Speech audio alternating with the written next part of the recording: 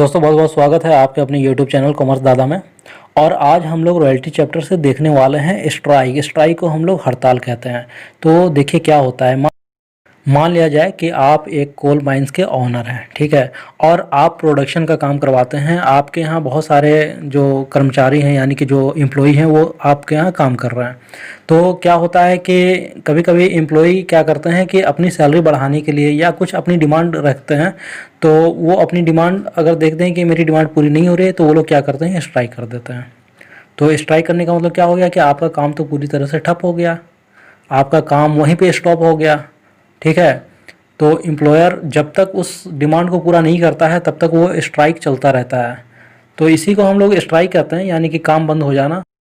लेसी और लेसर में जब एग्रीमेंट होते हैं उसी समय यह तय हो जाते हैं कि अगर स्ट्राइक या अदर रीजन से प्रोडक्शन कम होगी तो उस कम प्रोडक्शन पे निकली हुई रॉयल्टी की जो अमाउंट होगी, अगर वो मिनिमम रेंट से कम होती है तो देखिए इसमें 3 कंडीशन दिया हुआ है। तो कंडीशन नंबर 1 हम लोग देखते हैं। लैंडलॉर्ड या तो उस कम अमाउंट को ही एक्सेप्ट कर लेता है या मिनिमम रेंट लेने पे जोर नहीं डालता है। यानी कि देखिए लैंडलॉर्ड के लिए क्या है, ये तो लॉस ही हुआ एक तरह से, क्योंकि उसको मिनिमम रेंट जो अमाउंट फिक्स है वो अमाउंट तो उसको मिलेगा नहीं, क्योंकि स्ट्राइक हो गया। स्ट्राइक की वजह से उसको वो मिनिमम रेंट नहीं मिलेगा। तो इससे क्या होगा कि जो एक्चुअल रॉयल्टी जो कम निकली है वही अमाउंट लैंडलॉर्ड एक्सेप्ट कर लेता है। मान लिया जाए कि minimum rent 8,000 rupees per year है और 5वें साल में 5th ईयर में स्ट्राइक हो गई, और स्ट्राइक होने की वजह से रॉयल्टी की जो अमाउंट निकली वो ₹5,000 निकली।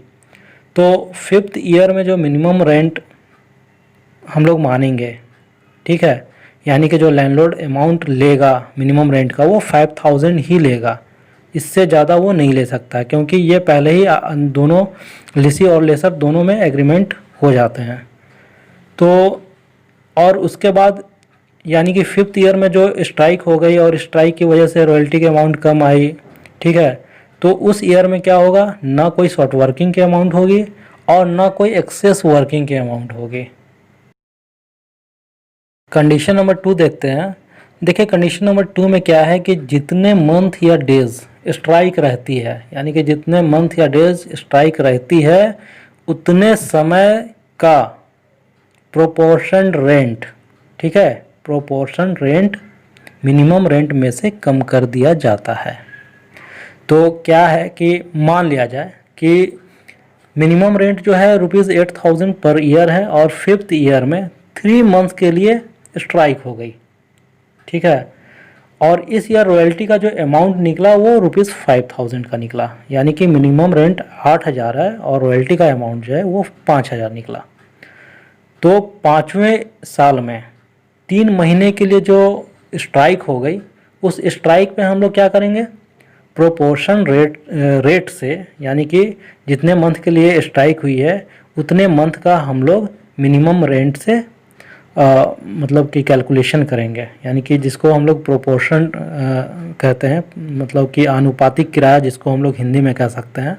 तो उससे कैलकुलेशन करेंगे, यानी कि आपका मिनिमम रेंट ₹8,000 है, इंटू 3 करेंगे, यानी कि 3 मंथ, ठीक है, 3 महीने के लिए है तो इंटू 3 करेंगे, बाई 12 करेंगे, यानी कि आपका 1 साल का होता है इसलिए बाई 12 करेंगे।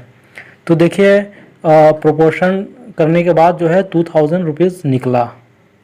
तो कंडीशन में ये दिया हुआ था कि जितने दिन भी स्ट्राइक रहेगी या जितने मंथ स्ट्राइक रहेगी उतने दिन का हम कैलकुलेशन करके मिनिमम रेंट में से कम कर देंगे, यानी कि मिनिमम रेंट हमारा ₹8,000 है पर ईयर, तो 8,000 में हम 2,000 रुपया जो है माइनस कर देंगे।